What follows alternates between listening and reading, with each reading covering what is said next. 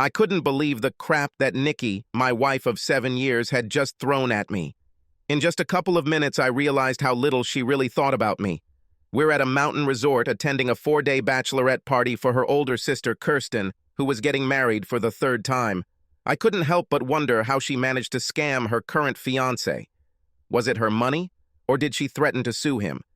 I assumed that, being a lawyer, she no doubt forced him to sign the mother of all prenuptial agreements, probably subjecting him to some form of medieval torture. The day before, Wednesday, we decided to use one of the public hot tubs offered by this establishment. Earlier that day, Kirsten had warned that there might be naked men in the hot tubs. I thought she was just fooling us, but she wasn't. It seemed that the hot baths here were clothing optional. After we entered the water, I noticed that the 5 guys across from us were naked. My assessment was correct as they climbed out of the bath, dried themselves off, and settled into their lounge chairs, not caring that they were exposing themselves to us. However, one guy, a tall, muscular man with long hair, pulled back into a ponytail, was lying on the grass next to the hot tub on his side with one leg up. His equipment seemed huge. I noticed Nikki staring at him with glassy eyes. I guess I should step back and tell you a little about us. My name is Ned Carson, and my wife is Nikki. I am 39 years old, and she is much younger. She just turned 32. I used to be a police officer, but was injured in the line of duty. As a result of my injuries, I was shot several times. I was written off for health reasons. This was before I met Nikki. She was one of the physical therapists who worked with me to help me learn to walk again. I still find it difficult to walk very far, but I managed to get around. After my dismissal, I became a private detective. Luckily, most of my work is done either at my desk or in the front seat of my car, and I don't have to run around much. I worked with one of the best detectives for several years, until he died of a heart attack. After his death, I took over the day-to-day work, reporting to my former boss's partner. Nikki and I dated for a while, fell in love and got married. The first 5 years of our marriage were wonderful. Or so I thought. However, a couple of years ago, I was diagnosed with type 2 diabetes and high cholesterol. Of course, my habit of smoking 2 packs of cigarettes a day didn't help matters much. Thanks in part to the medications I took for diabetes and cholesterol, I found that I couldn't have sex the way I used to.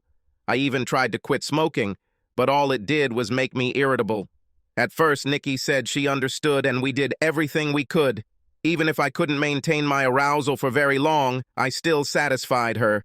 Anyway, she seemed to enjoy it, and I always made sure she got to the finish line. But over the past couple of years, something has changed.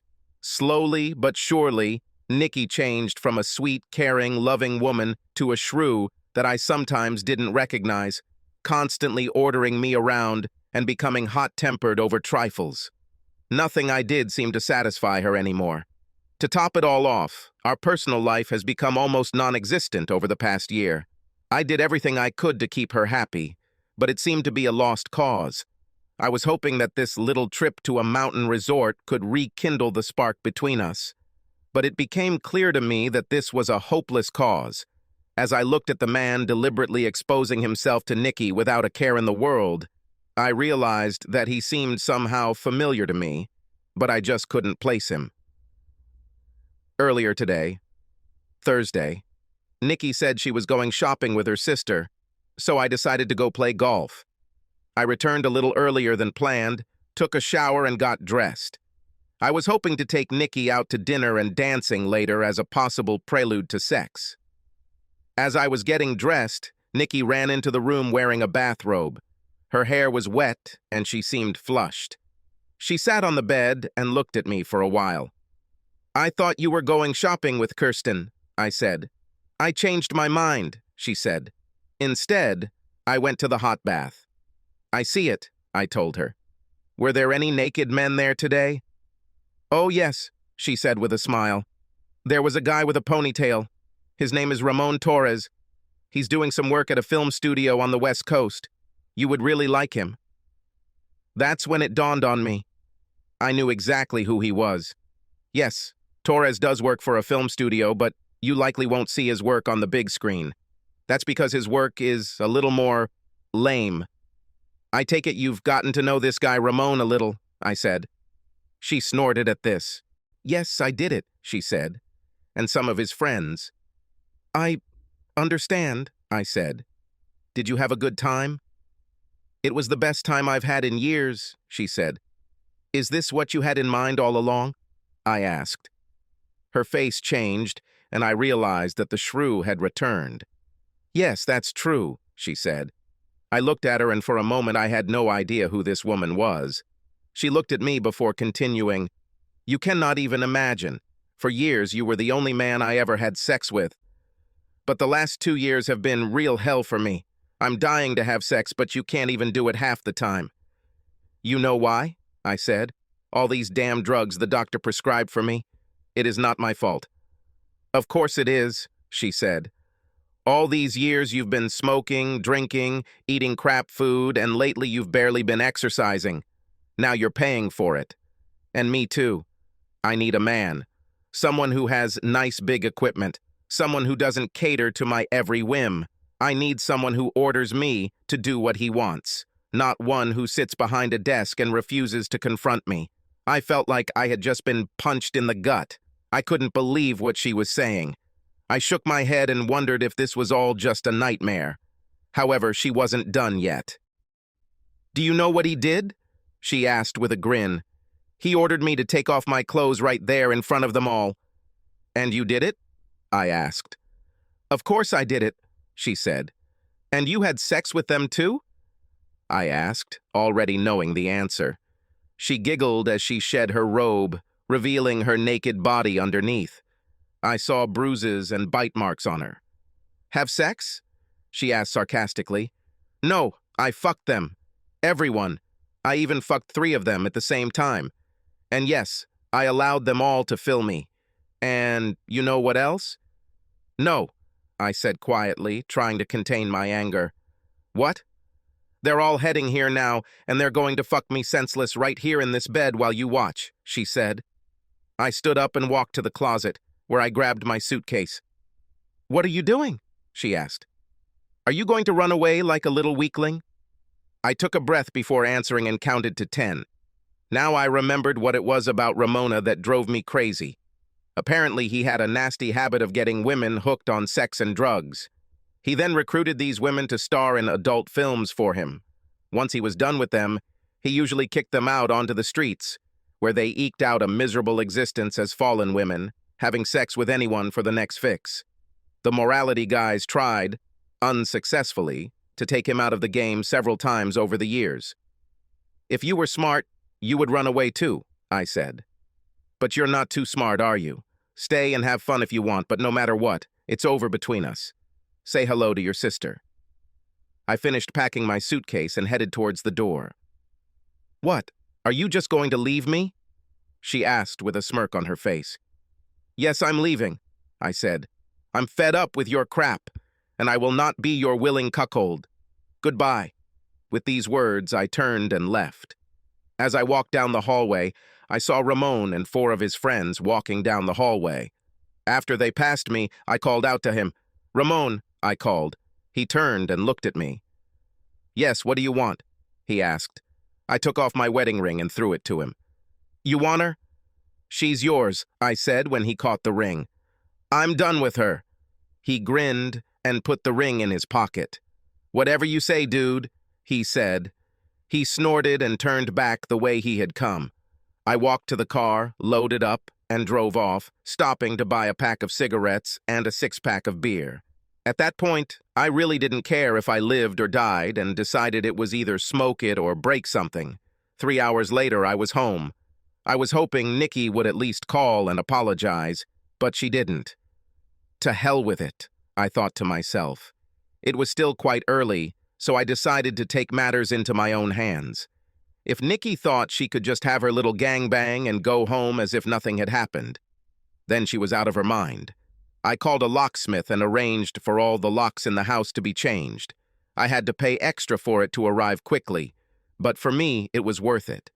I grabbed a beer, sat on the back porch with a notepad, and made a list of things to do. I've worked on enough cases involving cheating spouses to know how it goes. Typically, the husband would get the cuckolds while the wife would end up getting half of everything.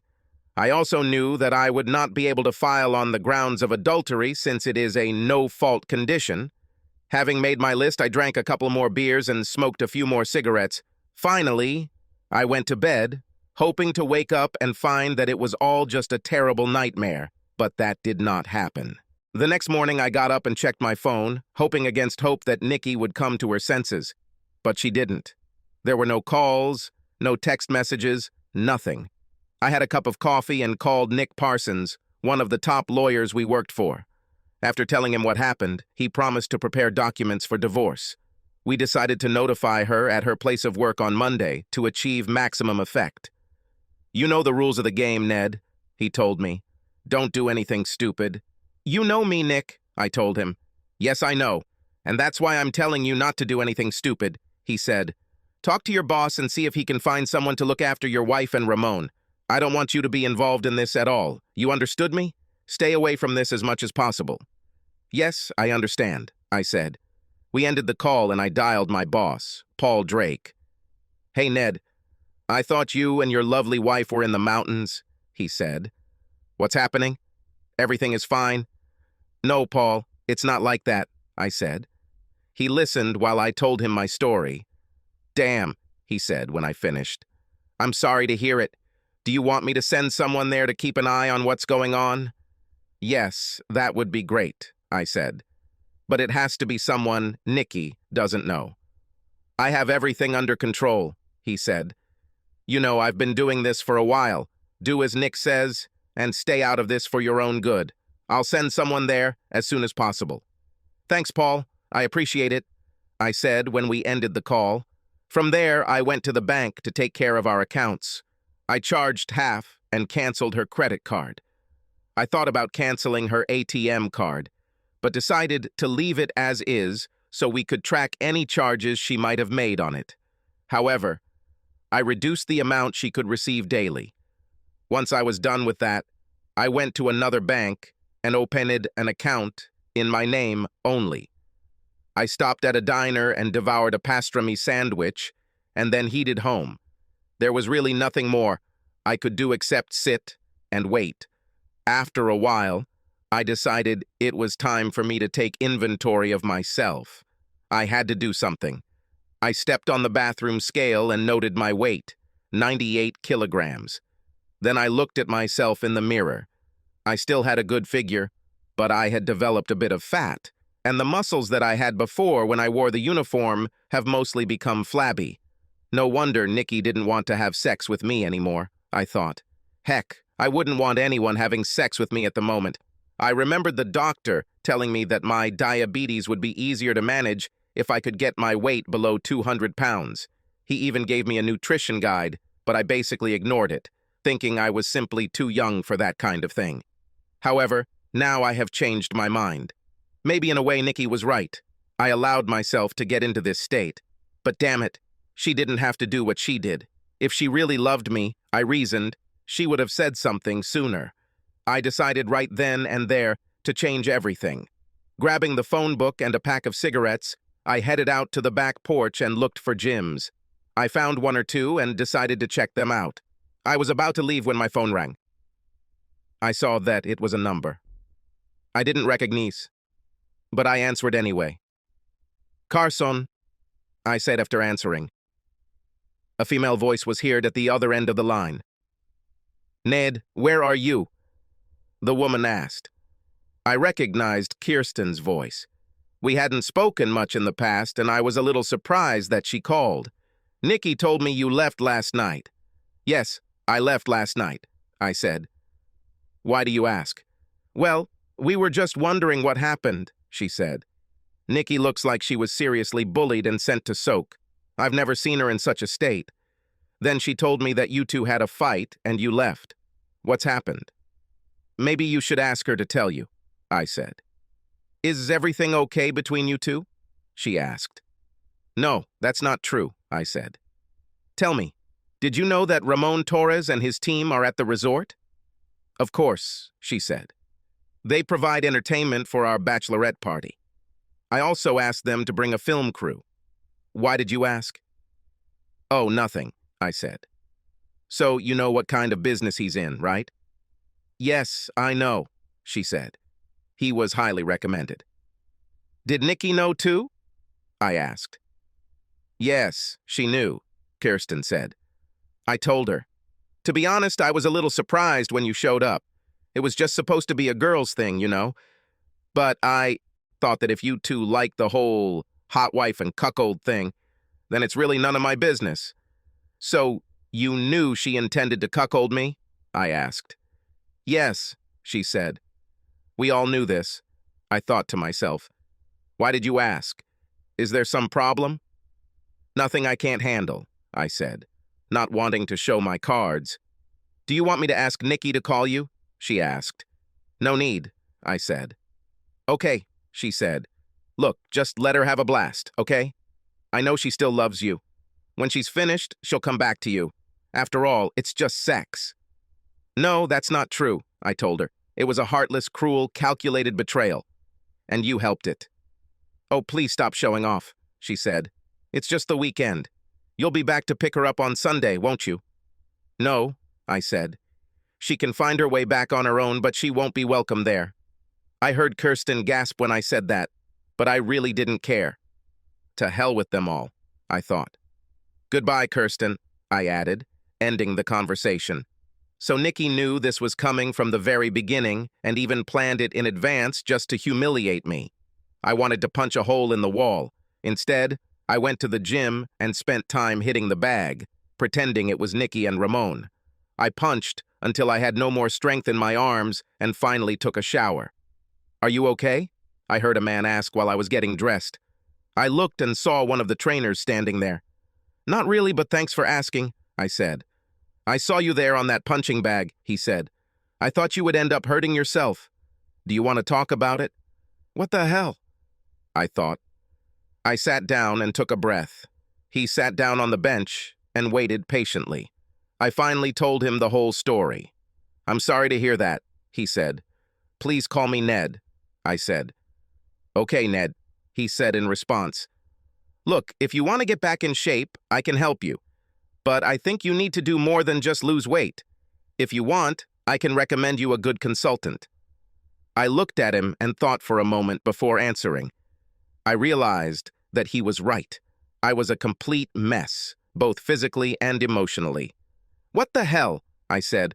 Looks like I could use all the help I can get. He laughed and handed me a business card. Rose Carlson, counselor, the sign read. Call her, he said.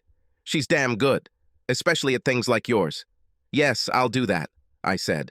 At the same time, I couldn't help but notice that you prefer not to put any weight on your right leg, he said. I explained that I was injured as a result of the shooting. He listened and nodded his head. I can help you with this if you want, he said.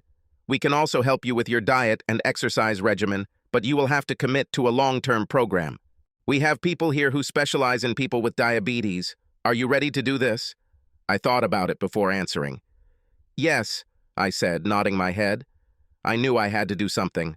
And fast. Okay, he said. Let's sign you up. By the way, my name is John. John Green. He extended his hand, and I accepted it. Ned, I told him. Ned Carson. Carson, he repeated. I've heard this name before. Wait, now I remember. You were the cop who saved my grandmother's life during a bank robbery. This was what, 8 years ago or so? It was a robbery during which I was shot. It's nice to finally meet you. By the way, how is your grandmother doing? I asked. She's doing well, John said. Thanks for asking. He took me to the front desk and signed me up for a program that he said would help me lose weight and regain my strength. He introduced me to several of his colleagues as the police officer who saved his grandmother's life, and they all thanked me for my service. Listen, if you have any questions, please don't hesitate to ask, he said when we finished. And please be sure to contact Rose. I will do so, John, I said. Thanks for everything. I left the gym feeling better than I have in a long time. It was nice to be appreciated by someone for a change. When I got home, I called Rose and made an appointment for the following Tuesday. I held out some hope that Nikki might call or text, but she never did. I did receive a call from Paul, who told me that they had an operative on site who would record her actions and report directly to him. I thanked him and informed him of my meeting with Rose. "Okay," he said. "I'm glad to see you taking positive action, Ned. Take as much time as you need to figure this out. I'll fill you in when I hear anything from our guy at the resort. Just calm down now. Do you hear me?" "Yes, I understand you," I told him. We ended the conversation and I tried to relax but found it almost impossible. Part of me wanted to go and drown my sorrows in a bottle, but the rational part of me said, no. I waited agonizingly for the rest of the weekend but didn't hear anything from anyone, until Sunday, around 10:01 a.m. Paul contacted me to say that Nikki had left with Ramon and his team that morning. "Looks like she was very busy over the weekend," he told me. "We have video, audio, photographs, reports. I'll give this all to Nick and make a copy for you in case you want to see it." "Do you know where they went?" I asked. "I have no idea," Paul said. "They left around 9 a.m. "Okay," I said. "That means she should be here around 12 or so." "As long as she comes home," Paul said. "Yes," I said in agreement. "Stay in touch and let me know if she shows up," he told me. "I'll do so," I told him, ending the conversation. I decided to take a chance and dialed Nikki's number. Unfortunately, the message went straight to voicemail. "Nikki, call me when you get this message," I said. "I know that you left the resort. Call me." I ended the call and dialed Kirsten's number. She answered after the third ring. "Kirsten, this is Ned," I said. "Yes, I know," she said. "You missed one hell of a party, Ned." "Somehow, I feel like I haven't really missed that much," I told her. "As I understand it, Nikki left with Ramon." "Yes, they left early this morning," she said. "Do you know where they were going?" I asked. "I have no idea," she said. "I'm not my sister's keeper. I assumed they were heading to your house, but I'm not sure." "Do you really care whether she comes home or not?" I asked. "Hey, don't be harsh with me," she said. "Nikki is a grown woman and she can do whatever she wants and go wherever she wants, with whomever she wants. If she decides not to come home, that's not my problem. Now get lost." With these words, she ended the conversation. I put the phone back in my pocket and sat in the living room, waiting. It's amazing how slowly time passes when you look at the clock. The minutes passed slowly. Pretty soon it was 12:02 and Nikki still hadn't shown up. I waited anxiously, but nothing happened. An hour later, there was still no word from Nikki, and my voicemail still wasn't answered. I launched the search app on my mobile and tried to find her using it, but to no avail. Apparently, she turned off her phone and took out the battery, so I couldn't track her. I turned on my computer and checked my email. Nothing. I continued to wait, and wait, and wait a little longer. By 6 p.m., she still hadn't shown up, and I assumed she either hadn't returned home or had been in an accident on the way.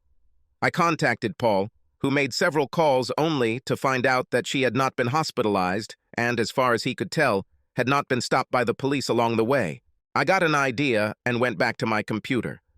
I thought that if she used her card at the ATM, I would see that it was reflected in our account. When I opened the online check-in, I saw that around 9:45 a.m. at the airport, which is fairly close to the resort, $200 had been charged. This was the daily limit I set her card to on Friday. Based on this information, I assumed that she decided to fly off with Ramon and his gang. But where? Opening another browser window, I checked for flights out of that airport and saw one departing to Los Angeles at 11 p.m. I've also seen flights to Miami, San Francisco, Dallas, and Seattle around the same time. I knew Ramon lived on the West Coast, so I figured that was where she was headed, but I wouldn't be sure until she used the map again. I called Paul and brought him up to date. "I think we'll have to wait until she uses her card again," he said. "It will happen at the earliest tomorrow," I told him, "and by then she could be anywhere." "Have you considered reporting her missing?" he asked. "The police won't do anything until she's gone for at least 24 hours, I said. "Then we have nothing left to do but wait," he said. "Is there anything in the video transcripts that indicates where she might have been going?" I asked. "I figure if we go through it line by line, we might be able to find something," he said. "Do you want to try to figure this out?" "I have to do something," I said. "There must be something that indicates where she is." "Okay, Come over to my house and we can start discussing this if you want, he said. But I have to tell you, what I saw from this was not very pleasant. I don't care, I said. I need to know where she's going and whether she'll ever come back. Well, then come, he said. We ended the conversation and I drove to Paul's house as quickly as the law allowed. When I got there, his wife Donna opened the door and let me in. Can I get you something to drink, Ned? Maybe coffee? Or do you prefer beer? She asked. I need to collect my thoughts, I said. Coffee would be ideal, please. Okay, she said. Paul is in his office, so go straight there. I walked into Paul's home office and saw that he was looking through a rather thick stack of papers. He looked up when I entered. Come in, Ned, he said. Here, take this and see what you can find. He handed me a thick stack of papers, and I sat down to look through them. He was right. It wasn't pretty at all. Mostly, Nikki was begging to be fucked harder and faster, and there were a lot of comments from Ramon and his gang regarding the quality of all her charms. Most of it was quite sickening and childish, in my opinion. I also couldn't help but notice the obligatory insults Nikki and her lovers were throwing at me. It's a pity that your loser husband was too cowardly to stay by your side, Ramon said. Yeah, well, it's his loss, Nikki said. He will never touch me again. He gave me his ring when he left, Ramon told her. He said that now you are all mine, and it's over with you. Laughter. Maybe I'll pee on him for old time's sake, she said. Laughter. At that moment, I wondered what it was that I had ever seen in her. Good riddance to bad trash, I thought. We continued to review the transcripts, trying to find a clue. Suddenly, Paul screamed. Wait, he said. I think I found something. What? I asked. It was late Saturday night, around 11:45 p.m., he said. Here, read this. Tell me what you think. I took the transcript from him and began to read a few lines above where he indicated in order to better understand the context. God, boss, she's the best we've had in a long time, said one of Ramon's henchmen. We could make a lot of money off this ass. You think so? Asked Ramon. Oh, hell yes, said the other footman. What do you think? Asked Ramon. Are you ready to earn some real money? I'm not a fucking fallen woman, Nikki said. Laughter. No, baby. I'm talking about movies, online videos, Ramon said. You have an amazing body and a pretty face. All you have to do is do what you're doing right now in front of the camera. You do this innately. I've been thinking about a whole new line of cuckolding and humiliation videos, and you'd be perfect. Yes? When can I start? She asked. We can leave right after the party if you want, Ramon said. We will give you a nice apartment in Los Angeles, and you will work exclusively for me. Of course, I get a cut of everything, but you could make a hell of a lot of money if you make enough videos. Can I have some more of that white stuff you gave me earlier? She asked. And a little of this ecstasy? Whatever you want, baby, he said. You mean I get as much sex as I want and I get paid? She asked. And I will humiliate losers like Ned? That's right, said Ramon. Count on me, she said. What about your loser husband? Asked one of the footmen. Are you going to tell him? To hell with him, he's in the past, she said. He'll never see me again. When are we leaving? Tomorrow morning, said Ramon. We leave here at 9:00 a.m., go to the airport, and then fly west. Hell yes, she said. Let's do it. I returned the transcript to Paul. Do we have this on video? I asked him. Yes. Let me just take the disc and turn it on, he said. He pulled out one of the discs and inserted it into his computer, then played the video, redirecting it to the timestamp in the transcript. He looked at me before starting. Are you ready for this? He asked. Let's get this over with, I said. He started the video, and I saw that it was filmed through the window of Nikki and I's room. She was lying on the bed naked. Ramon was next to her, and they were surrounded by his lackeys, one of whom was holding a camera. Next to them was a tray containing several shots of what appeared to be cocaine. I could tell by the way she was acting that she was high on something, probably cocaine. I looked closer to see if I could spot anyone else, but I couldn't. I wouldn't be surprised to see Nikki's sister at the center of it all. We watched the video accompanied by the transcript. After they finished talking, They had group sex again. "I've seen enough," I said with disgust. "Turn it off." Paul turned off the video and looked at me. "Well?" he asked. "She's clearly doing this of her own free will, even though she's high on cocaine and God knows what else," I said. "So there can be no talk of kidnapping. And I didn't see Kirsten anywhere in this video, so it's doubtful she knows anything.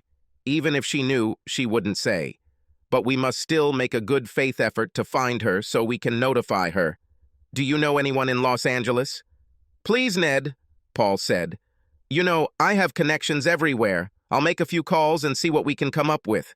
When you find her, please let me know," I said. "I want to be the one to give her the documents." "No way, Ned," Paul said. "This won't happen. I know you've been in a lot of pain, but you shouldn't get deeper into this than you already are. I know you. You'd do something stupid and I'd have to fly out there to get you out of jail. You stay right here. Let Nick and I take care of this. So help me God, I will revoke your license if you even think about leaving." Okay, I said, raising my hands. "I'll be a good boy. I promise." "Damn better," Paul said. "Let me make a few calls and then I'll contact Nick. Don't worry, I'll make sure you're up to date. Now go home, have a beer, relax, and watch TV. In fact, why don't you take a few days off?" "I can't do this, Paul," I said. "I have a business." "I have everything under control," Paul said. "Consider this an order. Are you on vacation? Effective immediately." "Okay," I said. "I'm on vacation. I'll be a good boy and go home." We shook hands and I headed out, thanking Donna for the coffee. I thought about having a beer again, but changed my mind and drove home. This was good because I heard the house phone ring as soon as I entered the living room. "Hello," I said when I picked up the phone. When I saw Kirsten's number pop up, I pressed the button on my answering machine to record the call. "Hi, Ned. This is Kirsten," she said. "Yes, I know," I told her. "And you should know that I am recording this conversation. I hope you do not mind." "Not at all," she said. "If I were in your place, I would probably do the same." "What do you want, Kirsten?" I asked. "I just heard from Nikki," she said. "She asked me to represent her interests if you file divorce papers against her." "Do you know where she is?" I asked. "She told me she's in Miami now, but she'll be moving around a lot and probably won't be back soon," Kirsten said. "Miami then?" I asked. I knew she was either lying or had been lied to. "That's true," she said. "At least that's what she said. She tells me that you will probably divorce her." "This is true?" "As we speak, documents are being drawn up," I said. "When they are ready, send them to me," she said. "I'll send you my address by email." "I'll pass this on," I said. "Did you know that she intended to leave me to become a slut in adult films for Ramon Torres?" "No, Ned, I didn't know that," she said. "I know you don't have a very high opinion of me, but it's the honest truth. I thought she was just going to have sex with him to make you jealous enough to do something about it, but I didn't know she would leave you. I was shocked when she told me about this. I happen to know that you are a fundamentally good person, Ned, so please accept my apologies." "Did you know about the drugs he used on her?" I asked. "Cocaine and ecstasy?" "Well, I knew about ecstasy, but not about cocaine," she said. "We all took some ecstasy that night, but I didn't see any cocaine." "You know what he does with the girls he recruits, right?" I asked. "He makes films for adults," she said. "He specializes in gangbangs, cuckolding, and humiliation. He decided to start a new series featuring more mature amateur women like Nikki. But I didn't know that he had his eye on her." "You didn't answer my question," I said. "Do you know what he does with them?" "I don't understand you," she said. "Don't play dumb, Kirsten," I said. "He will use them up, burn them down. Then he throws them out into the streets, where they are forced to have sex with anyone in order to get their next fix. This is what is in store for your sister. How long do you think she'll last?" "Is this concern on your part?" she asked. "Oh, please," I said sarcastically. "No matter how much I hate her now, I wouldn't wish this on anyone. Even you. Where is your concern for your sister? Not that it's any of your business, but I'll take her in before I let this happen to her," she said. "Make sure she knows that," I said. From what I know about him, he'll probably break up with her in 5 years. Maybe less. I hope you have a spare room at hand. You don't have to worry about the size of my place, she said. All I need to know is what you want in a divorce. You'll find out soon enough, I said. Very good, she said. Do you want me to give Nikki a message? No, I said. I have nothing to say to her at the moment. Well then, I guess we have nothing more to discuss, Ned. Once again, I'm sorry this happened. Ask your lawyer to send the documents directly to me. Any communication will be carried out through me, she said. Goodbye, Ned. We finished the conversation, and I stopped the recording. I called Nick and told him what she said. Representing the interests of his own sister, right? After facilitating her actions, he said, Wow, isn't this unethical? I asked. No, not at all, said Nick. But in my humble opinion, it doesn't look very good. We'll send Kirsten a copy of the documents, but I want to see if we can track down your wife and notify her in person. There's too much of a chance that Kirsten will conveniently not deliver the documents to her sister and then claim that she was never properly notified. Do you think she would really do that? I asked. Oh yeah, Nick said. You'd be amazed at some of the things I've seen her do. I'll talk to Paul and see if we can find Nikki. If not, we will do what is called divorce by publication. What is this? I asked. Well, when a spouse leaves and cannot be found, we can pay to publish the document in a newspaper where she will likely see it at least once a week for 4 weeks, he said. If it turns out to be in the Los Angeles area, as we believe, we will publish it both here and in the LA Times. This way we can show the court that we went through all the necessary hurdles to notify her. This is in addition to sending a copy of the documents to Kirsten, right? I asked. Absolutely right. Just because we're sending it to her doesn't mean Nikki will be notified, Nick said. We talked for a while longer before ending the call. I had a snack, smoked a cigarette, and went to bed. Over the next few weeks, we monitored Nikki's ATM card usage and determined that she was most likely located in the Long Beach, California area. Paul contacted his contact in Los Angeles and learned that investigators had spotted her at several nightclubs where she had performed on stage, but they had been unable to pin her down to any specific location. Pat Silva, Nikki's supervisor at the clinic where she worked as a therapist, called to ask about her since she hadn't bothered to show up for work. I calmly told her that Nikki had decided to change her profession. What do you mean by career change? Asked Pat. Didn't you hear? I asked. She decided to start filming adult films. What? Pat asked incredulously. Yes, she wants to be an adult film star and a drug addict, I said.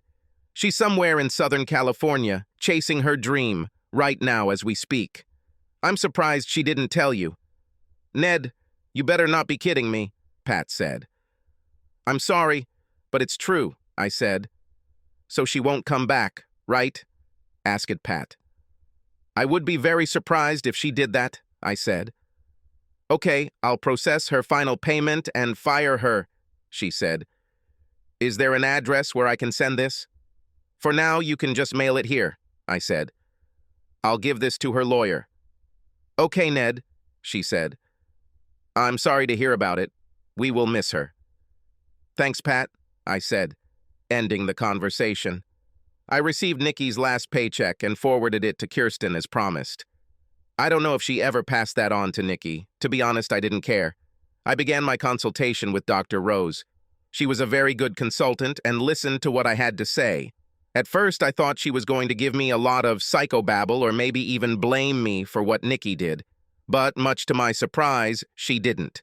By the end of the first month, I started to feel much better. My time at the gym was also quite beneficial.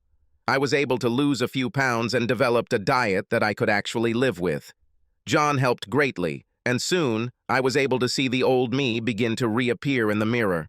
Nick was busy too. After drafting an extremely one-sided petition for divorce, he published it in the local newspaper and in the LA Times twice a week for 4 weeks. Towards the end of the 4th week, he kindly sent a copy to Kirsten, who was not very happy. She demanded to meet with me and Nick as soon as possible. "What the hell does this all mean?" she asked when we met in his conference room. "This is an insult, not a request for divorce. What the hell are you trying to achieve by demanding a 75-25 split? Without any support? The real insult is what your client did to her husband. With your help, I might add. Since your client has decided to walk away from the marriage, my client and I both believe this is the most appropriate response," Nick said.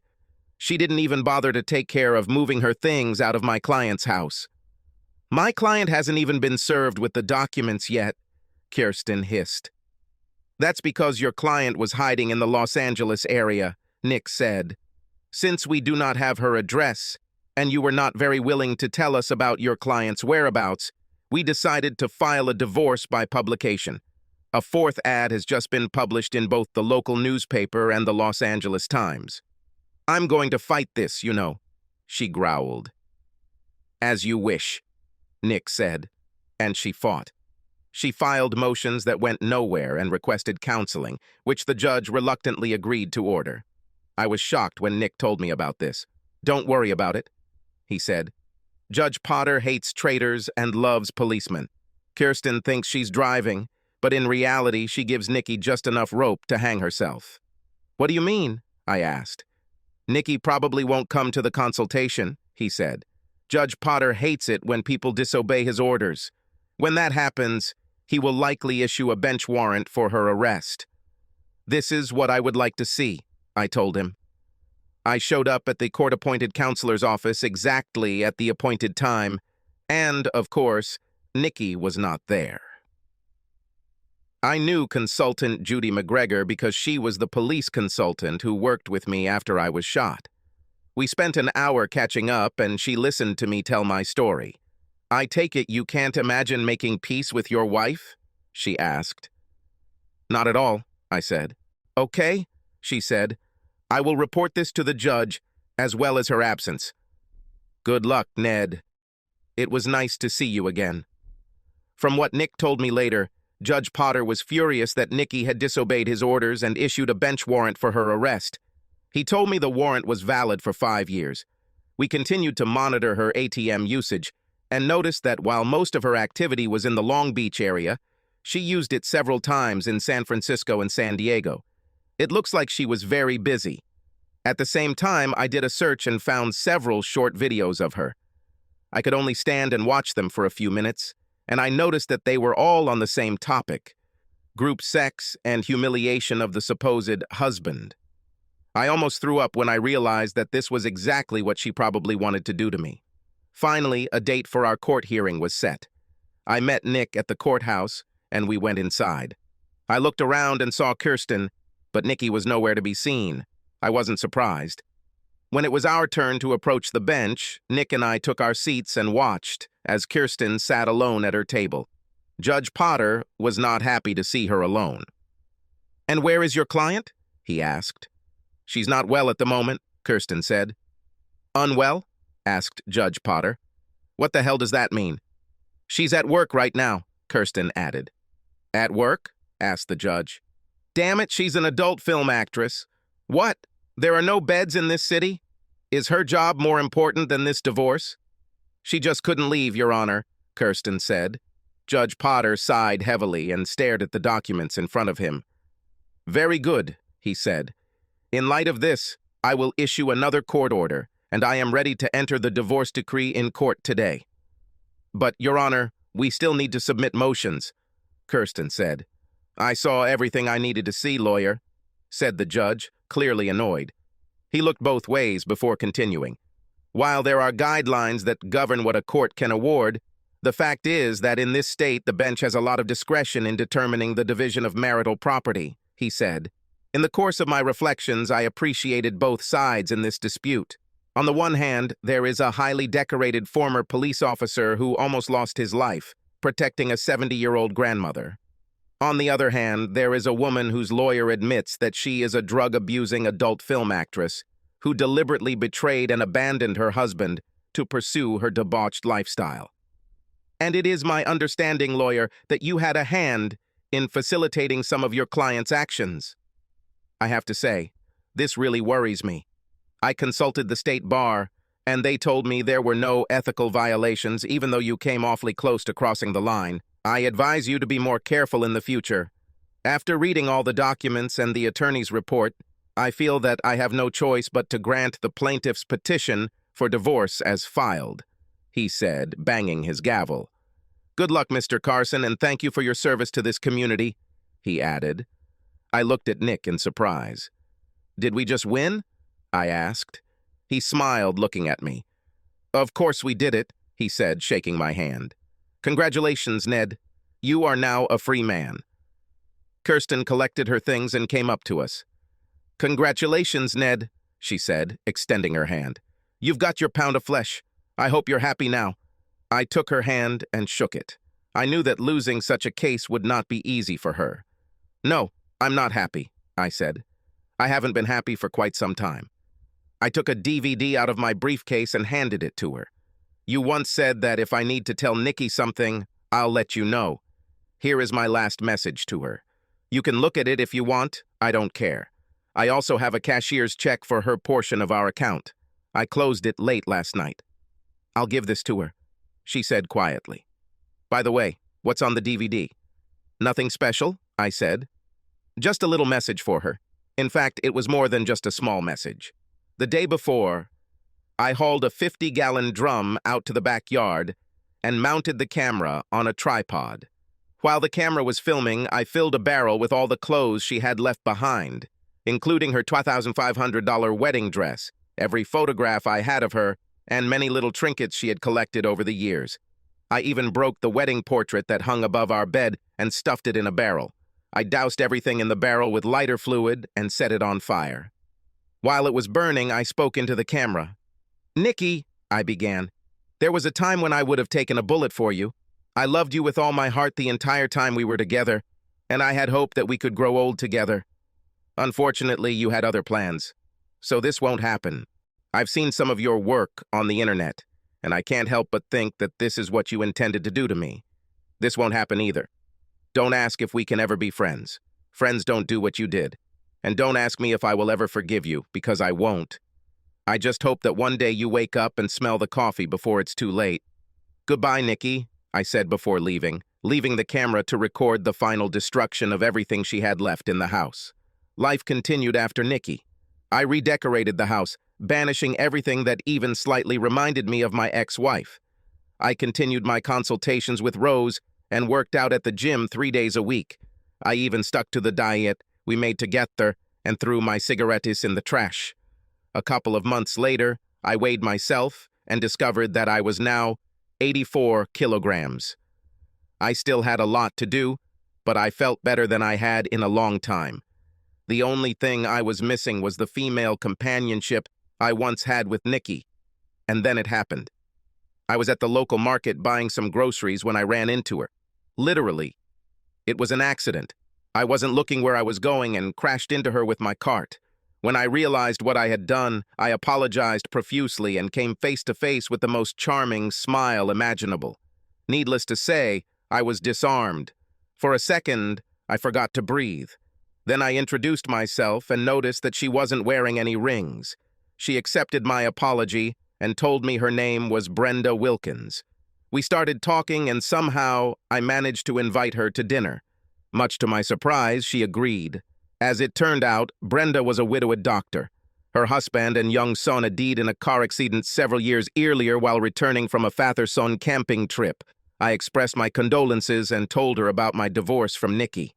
Somewhere in all of this, I mentioned my diabetes and what the medications did to me. She nodded her head in understanding. "I've encountered this before," she said. "Look, why don't you come to my office with your meds and let's see what we can do about it." I made an appointment and brought all my medications. She was shocked when she saw everything. After drawing some blood, she suggested making a few changes, and I felt a difference almost immediately. "Of course," she explained, "my diet and exercise had a lot to do with it, and giving up cigarettes was a huge help. The first time we slept together, I felt like a completely different person. And for the first time in more than 2 years, I felt satisfied. The next morning, when I woke up and saw Brenda's pretty face, I knew there was no way I could give this up. She covered my face with kisses when I asked her to marry me. After we got married, we sold our houses, pooled our money, and bought a new house in a newly developed area. We both decided that it would be nice to start over so that nothing would remind us of the past. A little over a year after we got married, Brenda gave birth to twins, a boy, Christopher, and a girl, Julie. Life went on as usual with the Carson family, and I discovered that I loved being a father. One day, about 10 years after we got married, there was a knock on the door. I opened the door and saw Kirsten standing on the porch. She looked like she had been put through a meat grinder. "Ned, good to see you again," she said. "It's good to see you, Kirsten," I replied. "Please come in." She entered and looked around. I invited her to sit down and introduced her to Brenda and the children. "So, what brings you here, Kirsten?" I asked. "This is Nikki," she said. "You were right about Ramon." "About?" I asked. "What's happened?" "It took about 5 years, but he eventually used it up, just like you said," she told us. "She ended up on the street doing magic tricks to support her addiction. Unfortunately, women of easy virtue of her age do not live long on the streets. She managed on her own for a while, but eventually ran out of money and became homeless. She was found unconscious in an alley and taken to a rehabilitation center. I found out about this a few months ago and ordered to bring her here. She has cancer, and it doesn't look like she'll last long." "I thought you said you'd never let her get to that point," I said. "What's happened?" "We lost touch with each other about 6 years ago," she said. "Los Angeles authorities contacted me and I flew out to see her. She doesn't look good." "I'm sorry to hear that," I said. "What do you want from me?" "She wants to end this," Kirsten said. "She wants to see you one last time. I know you don't think highly of her or me, but I hope you find the strength to see her one last time. Please." It was something new. Kirsten asked for a favor. I looked at Brenda and saw concern on her face. "What do you think?" I asked her. "Kirsten is right, honey," she said. "She needs to calm down. And honestly, you think so too." "How serious is cancer?" she asked Kirsten. "That's bad," Kirsten replied. "By now, the infection has spread throughout most of her body. The doctors said that if they had caught the disease much earlier, they might have been able to cope with it, but now it is too advanced. They say she may live for a few more months or even a few hours." "Okay," I said. "I'll go see her." "I'll go with you," Brenda said. I agreed and took out my phone to arrange a babysitter. Carla, a teenage girl who lived next door, often helped us and, as it turned out, was free. After she arrived, Brenda and I followed Kirsten out. When we got to the hospice, Kirsten showed us Nikki's room. I was shocked when I walked in. I didn't even recognize her. Her thin, frail body had many tubes embedded in it, and her face was blotchy and discolored. It was as if all the beauty she once possessed had been sucked out of her. She opened her eyes as I stood next to her bed. "Ned," she croaked, and a tear rolled down her face. "Is this really you? You look so good." "Yes, it's me, Nikki," I said. "Oh, Ned, I'm so sorry," she sobbed. "I screwed up so badly. I spoiled it all. I know you said you'll never forgive me, but I'm begging you. Please, it hurts so much. Forgive me." I looked at Brenda and saw a tear roll down her cheek. I knew what I had to do, and it would be the hardest thing I've ever done. I sat down and took her hand. She was cold to the touch. "It's okay, Nikki," I said. "I forgive you." She burst into tears and grabbed my shirt with her other hand. I hugged her and let her cry on my shoulder. A few minutes later, a nurse came in, looked at her chart, and administered something to her IV. "This will help her get some sleep," she said before leaving. I looked and saw that she was already falling asleep, so I put her head back on the pillow. "Thank you for coming," Kirsten said. "You're welcome," I said, nodding my head. "How long will you stay here?" "I'll stay until the end," she said quietly. "I have a laptop and I work remotely. I've already agreed on everything. There will be no memorial service." She didn't want this. "What happened to Ramon?" I asked. She opened her purse and pulled out a folded piece of newspaper. "After he kicked her out, he hired another girl," she said. "Her husband didn't take it too kindly and killed him. quite brutally. I quickly looked through the article.